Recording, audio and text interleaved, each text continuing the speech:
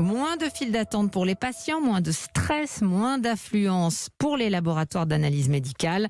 Le nombre de tests PCR réalisés chaque semaine est en baisse. Moins 15% du 20 au 27 septembre selon Santé publique France. Cela peut sembler paradoxal puisqu'on a voulu en faire un maximum pendant des mois. Mais aujourd'hui, Ève Roger, passer sous la barre du million, c'est finalement plutôt une bonne nouvelle. Oui, c'est vrai, on teste moins, mais on teste mieux. Moins 12% de tests en Ile-de-France ces 2 dernières semaines par rapport à celle de la rentrée, selon l'Agence régionale de santé, qui en fait déjà 1000 de moins par jour dans les aéroports, faute de touristes.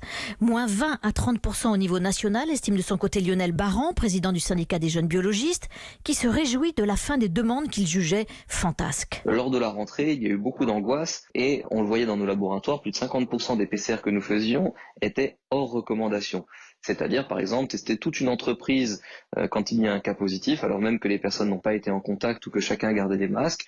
C'était par exemple tester toute une crèche dès lors qu'il y avait un nez qui coule, ou les cas contacts dans des écoles. Moins de tests inutiles ou de convenance, donc, des places laissées aux cas prioritaires, avec pour conséquence un cercle vertueux, moins d'engorgement dans les labos, des résultats plus rapides et plus souvent positifs car mieux ciblés. Ève Roger.